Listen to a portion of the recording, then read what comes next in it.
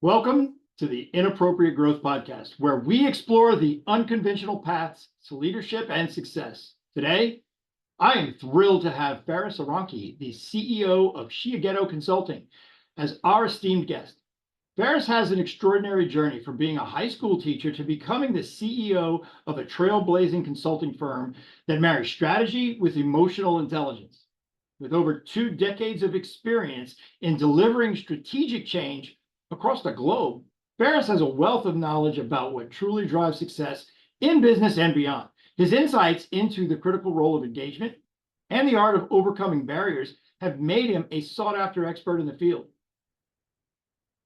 So, as we dive into today's episode, we'll uncover the pivotal skills and experiences that shaped Faris's career trajectory. We'll also learn how his passion for emotional intelligence and strategic thinking led him to where he is today. Join us as we discuss the nuances of leadership, the power of effective communication, and the journey of personal and professional growth with Faris Aranki. Whether you're a budding entrepreneur or a seasoned executive, prepare to be inspired by Faris's story and his approach to fostering growth and innovation. So tune in, get comfortable, and let's grow together on the Inappropriate Growth Podcast.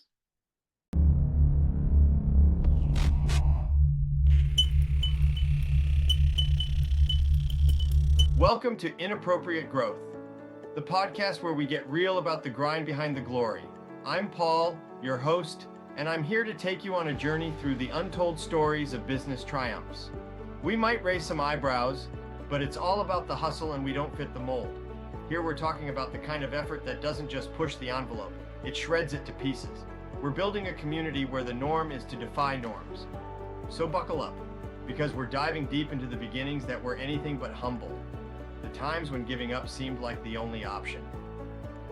We'll also dig into all of those wild, insane, and out-of-the-box strategies that led to massive growth. From growth hacks to best practices, this podcast will be fast, furious, and should be a whole lot of fun. Join us as we redefine what it means to grow and turn business growth into an art form. Welcome to Inappropriate Growth.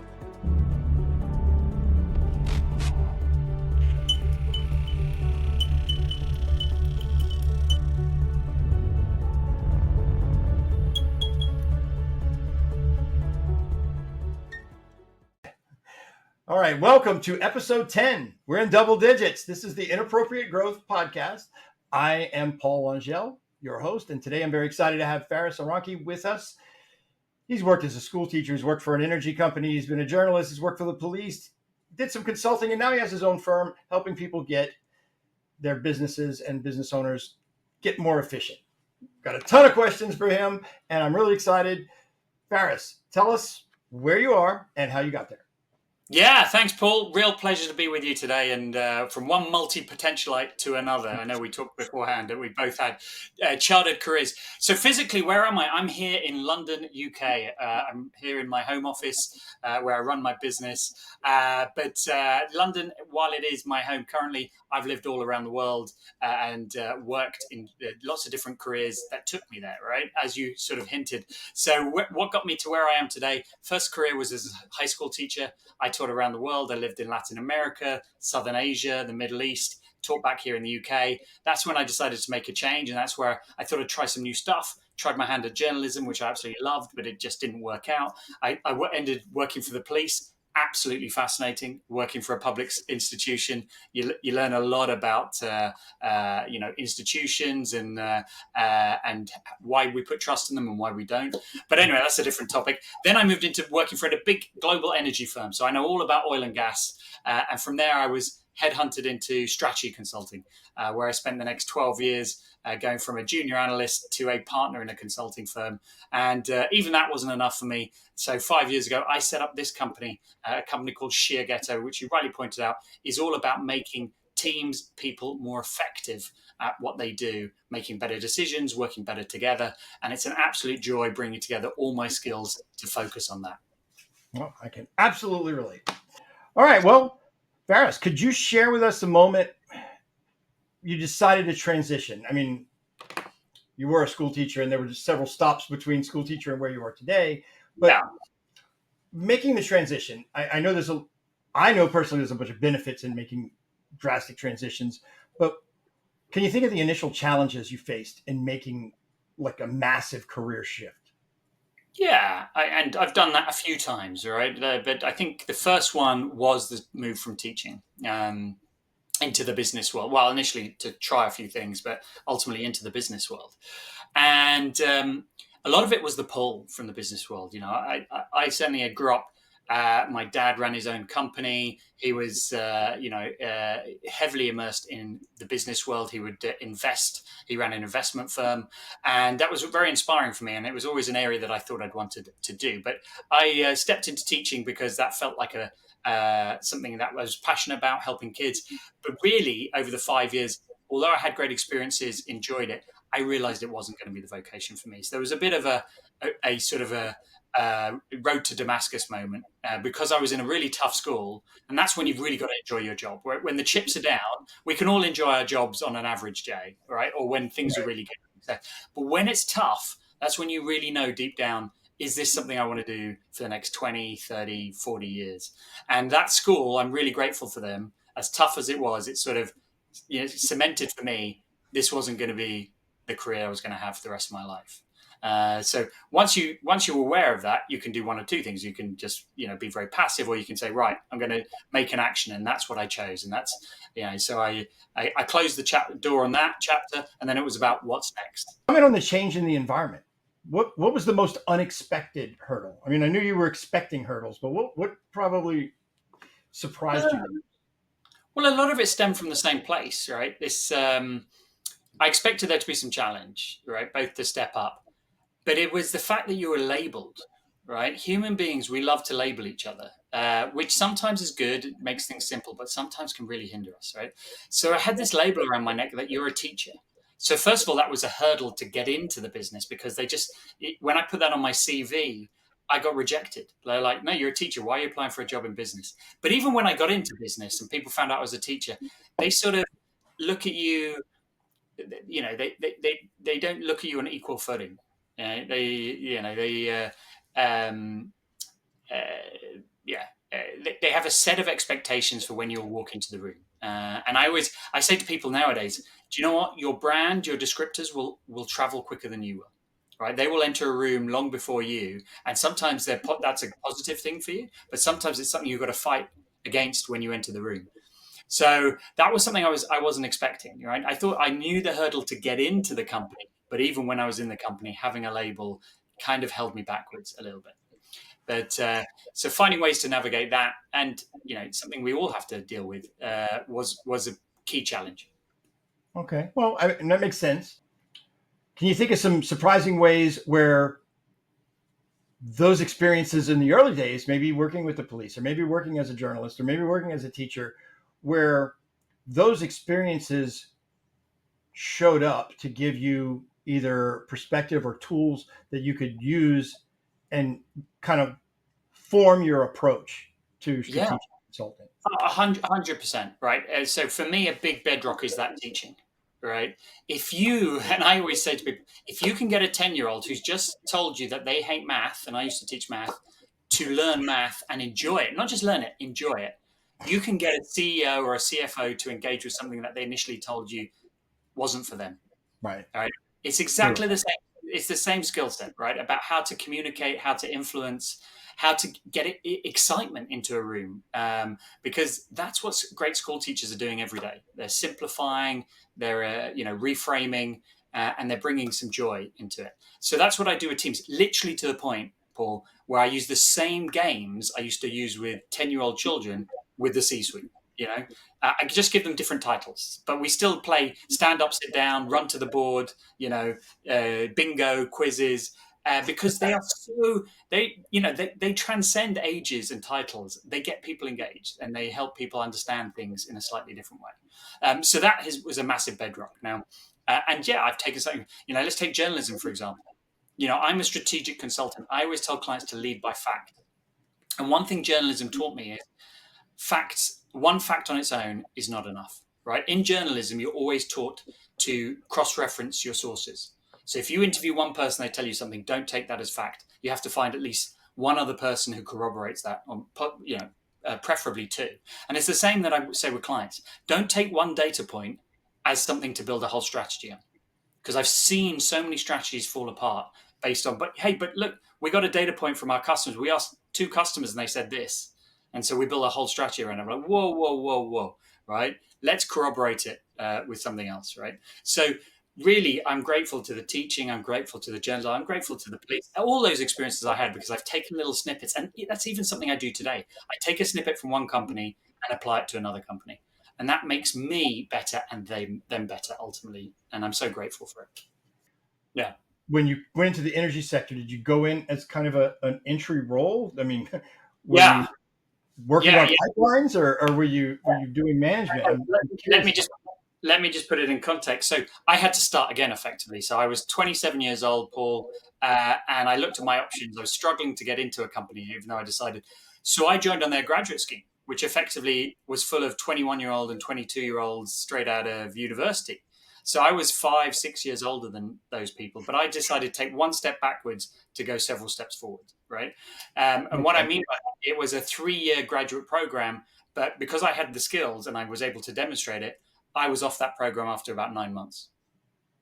And but what that program was great is they had you work around the firm, right? So you really understood the industry. So I started in a call center dealing with, utility clients, actual clients who would buy the gas and electricity from the company, dealing with their complaints, dealing with their bills. I then moved into marketing, right? And I learned a bit about marketing. I then moved into the actual upstream, learned all about the pipelines, the digging, the holes, the shipping, the big infrastructure. And then I moved into the strategy team, which was doing M&A, looking at all the sort of economics behind how that's some valuable stuff. You got a lot of stuff there. I mean, you're talking strategy and marketing and customer service. There's a lot of pearls that unexpected would come out of that sort of graduate interning, ramp up period. But you might have gotten more well-rounded there than, as far as entrepreneurism, you might have gotten more well-rounded there than you would have in high school or college. Yeah, 100%. That sort of 4.5 years, I learned so much, which was applicable in the company. But as you say, just lessons I've taken ever since, kind of macro and micro lessons. And you know what? A lot of people, even on that graduate scheme, were very snobbish about, hey, why should I be on the phones dealing with customers? I've got a master's degree. I've got this. But you know what? Talk to real customers. That's what I tell all business owners. Hear them, right? Because it was fascinating. Even in that oil and gas company, when I started working strategy, I was working with a C-suite, and they would come up with strategies. And I remember the first time I was in a board meeting, and I stuck my hand, and I was a junior, very lowly, and I said, "Hang on, sorry to interrupt, but that won't happen. That won't work, because have you ever seen how it works on a call center?" And no one in that room had been in a call center apart from me, right? And I said, "Look, let me just explain the dynamics, and this is why it won't work." So having that realistic knowledge of a company in its internal, its guts, is invaluable if you're making strategic decisions. And nowadays, I often go into companies, do job swaps, because I tell them, right, you two are going to swap jobs for a day, or you're going to shadow them, particularly for senior people, because not only do they need to experience it, but it's also a way of getting more empathy for those employees who are doing those roles. Absolutely, that's a great idea. So it's invaluable, little stuff like that make teams more effective. All right, well, let's talk about Chiyageto. Yeah. I know enough to be dangerous, right? I've done my homework, but we emphasize your equation of the EQ, IQ, and FQ. FQ. Don't worry, it's not a word. I've heard of IQ and EQ. Tell me, make sure what I think is right, and tell me a little bit about FQ. Okay, I will do. And just to set the context, actually, look, I got a pillow with the company logo and brand. And Chiyageto, for those who are wondering, is the Japanese word for a sharpening stone. So if you've ever had a knife that's been dull, you might have used a Chiyageto to sharpen it, right? And that's a metaphor, because we go in and sharpen companies. Now, we sharpen across these 3 pillars, right? IQ, EQ, FQ. Now, you said you've heard, and most listeners, viewers will have heard of IQ and EQ, right? And just imagine, you want to achieve something with your company, or you want to achieve something yourself in your personal life.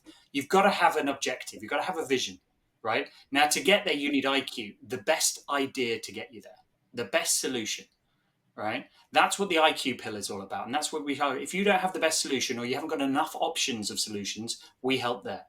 Okay. Okay. Right. So it's come up with the best solution. And that was all my old world of us being a strategy consultant. Write the best strategy. But a good strategy or a good idea on its own is not enough. It's just a piece of paper if other people don't buy into it. If they, they just go, we don't care. We're not excited by it. That's where the EQ comes in. That's where my teaching experience, how to sell an idea, how to get people excited, right? And leaders should be able to be emotionally intelligent and say, hey, look, I've just explained that idea to another human being. They're not getting it. I need to change how I explain it. So sometimes there's a shortage of EQ and we help with that. But the final pillar, what really sort of was gnawing away at me is it's not enough to have a great idea and have people bought into it. If you're not set up for focus, right, that this is our priority, let's strip away the noise, let's make sure everyone in the company knows what they should be working on. Not only that, but let's remove their barriers in their way. Then that's a critical part of success. And that was the missing ingredient for me that I saw companies failing on. The ones, the difference between the successful ones or not. And that's why I sort of researched this FQ, realized it wasn't out there. So I went and patented it. And now we talk regularly to clients about their focus quotient, how they set up, is it going to set them up for success alongside the IQ and the EQ? Okay. So I guess the IQ would be the goals and the purpose and the planning, and the EQ would be kind of the sales and the marketing and the educational part of it, and the FQ is the accountability and the clear directive. Yeah. I often give people a really simple example. Let's say your objective is to lose weight, right? Then the IQ part is come up with the best way to lose weight. And you say, well, I could lose weight by doing more exercise. I could lose weight by eating less. And you might say, do you know what? The way I'm going to do it is by eating less, right? Now, the EQ is telling all your close family that's what you're going to do and getting them bought into the idea. So they help you out, right? You go, hey, guys, from now on, I'm going to be eating less. So don't give me extra food. I say this to my mum regularly, stop baking, stop giving me all those cakes, right?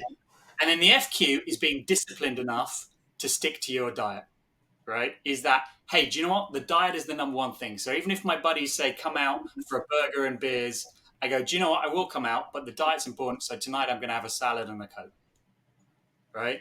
It's that focus, that discipline, being really clear. This is what's important to me. Remember what my objective is. Because so many of us lose that focus when we're under stress or, and it's the same in companies.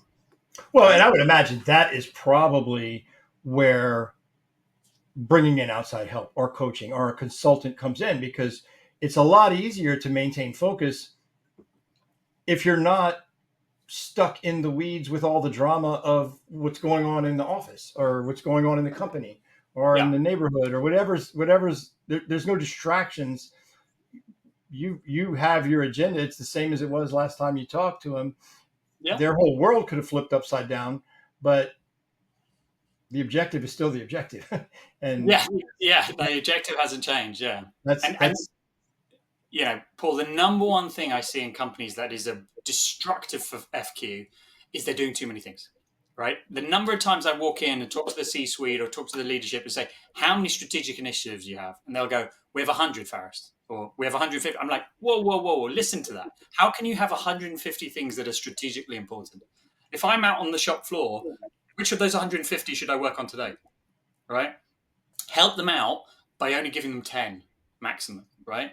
Get rid of stuff, prioritize, and people find that really hard. But that is the number one way you can help your own company. And at some point, somebody's going to get confused and have to make a decision, and they might make the wrong one that doesn't align with the boss's vision of actually this was the priority. And that sort of impacts on the EQ side with the relationships around the business, and then it has a knock-on effect. And they don't realize it in the moment, but you start to see it chipping away, as you say, at the effectiveness and the impact that company has. All right. Well, reflecting on the whole journey, we'll kind of move forward from that, because I love talking about that stuff. Yeah. What was the big win? When did you really know that Chiyageto has pushed forward, helped you do much, much more? Yeah. Well, do you know, it's really interesting when you start a business, and I'm sure you can empathize, Paul. So let me just give listeners a bit of context to the journey. So I started the business full of excitement, hope, energy 6 months before COVID. So literally my journey was got a little bit of a runway, a little bit of traction. Then COVID hit, all my clients disappeared. A couple of them folded, so I never got paid. But then really crucially, I had 6, 7 months of no work. Right. So it was a real kick in the proverbials. Yeah. So it really not only blew, put a halt to the company, but really was a dent to my confidence. Should I've made this decision, given up a good corporate job? So really a lot of self-doubt. So a big win that I put up, that I would reference in this category was the first win back, because it was that win that gave me the confidence to let's go again. Right. It was after that 7 month dry period of no work, self-doubt. And it wasn't a big win, right? It was literally, $10,000. It was a kind of a friend helping me out saying, look, let's throw you some work. But that was not only to give me confidence, it then opened the door to another client quickly afterwards, because they saw what I was doing and said, oh, we'd love a piece of that. Right. So that is a big win. So that's one I reference. The next one was when the win that sent me to needing more than just me in the business, right? A win of a magnitude that I was like, this is a game changer for how I run my business, right? And I've had two of these. The one was the first step up from just me to needing more people, and the second one, which is perhaps more entertaining, was I received a phone call one day from a client I'd worked with here in Europe, and he'd been transferred over to the US, and he rang me and he said, Faris, first question for you: do you have any operations in the US? Now, being a great business owner, I naturally lied and said, yes, of course we've got operations. You always say yes, is what I was taught. And he said, I know you're lying to me right now, but I'm going to give you a chance. Right? I need you to be over in New York in a week to train my guys. So I said, yeah, sure. And we rearranged and we made it happen. And off the back of that, he said, okay, now I've got 500 other guys I need you to train. I need you to mobilize those US operations you lied to me about, but let's make it happen. So suddenly a game changer, right? That really is a nice challenge to have as an entrepreneur. You went from one problem to a different problem. One problem to a different problem. But I still tell people about that. Put yourself in good positions. These things will happen, and then deal with that problem in a positive mindset. That's beautiful. I like that. You talked about COVID and the 7 months with absolutely nothing, and then you actually had some work that you did that you probably didn't you're never going to be in any danger of getting paid for. How do you maintain your resilience? I get during COVID there probably wasn't a whole heck of a lot of other options, but what advice would you give entrepreneurs facing some similar struggles? So I think two things. One is, what kept me going throughout COVID. Well, one was my stubbornness, but do you know what? This will change at some point. So be ready. Be like an athlete who's been training for the Olympics, right? This will change at some point. Now, it might be a month, it might be 6 months, it might be a year, but use that time to get match fit. So once I had that mindset, like this is going to change, I then broke down my days and had a routine. Routine was very important, right? Stuff that would help me get match fit, get into top shape. So I was working on my marketing, I was working on my, my product offering, I was working on my pitch. I was, getting everything ready. I was working on the website. So every day I would break out my day and do a bit on each thing. And then I'd keep the rest of the routine for myself. I'd do some exercise. I'd learn a new skill. And it was that routine and getting into the habit that actually formed a lot of the routines that I do today, right? Every week I still do some learning that will feed into the business. I still do some marketing. I still do some delivery and design. So that was really happy. So have a vision, stick to it, positive thing to aim for, have a routine, do the right things day in, day out, and you'll be in such a good place, because it is that compound of all the little things you do. People think it's big leaps you need to take, but I've learned the hard way. Do stuff every day, stay match fit, and you'll be ready when the opportunities come your way. And lastly, you're a proponent of sharing ideas and experiences freely. Yeah. Can you share a piece of wisdom or a lesson learned that you believe can help others in their path to improving their business's effectiveness, not just people wanting to do what you want to do, but maybe potential clients or people that would benefit from your services. What's that one nugget that you'd like to share? Yeah, I mean, it's probably something I've heard already, right? Is listen more, right? Be more curious and listen more. Too many of us spend too much of our life talking at others and not listening. And if you listen more, you get better ideas, right? You get better connections with other human beings, and things just flow better. But as I say, too many of us are used to taking up the airspace by us talking and not listening.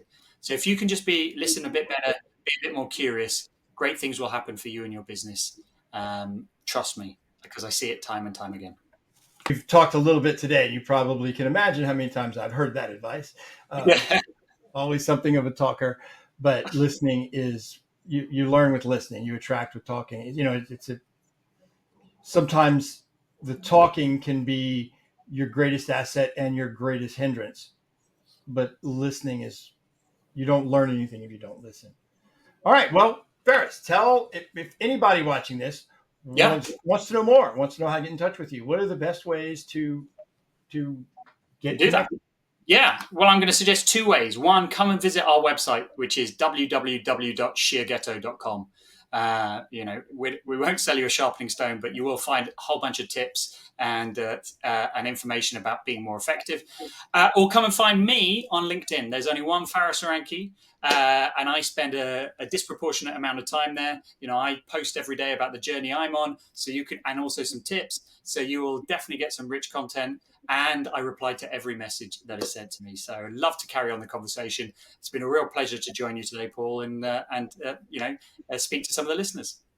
Yeah, I've loved having you. Great perspective. I want to talk more. We do have some overlaps, but I think that you have an approach that is unique as far as from what I've seen, and I think I have the same thing. I think that's why I'm so fascinated by it, and it's because of all of those random experiences or multiple different perspectives that you're not in the normal traditional mold. And thank you, sir. That's a good thing. Well, thanks to God. Thanks everyone for watching. And this has been Inappropriate Growth.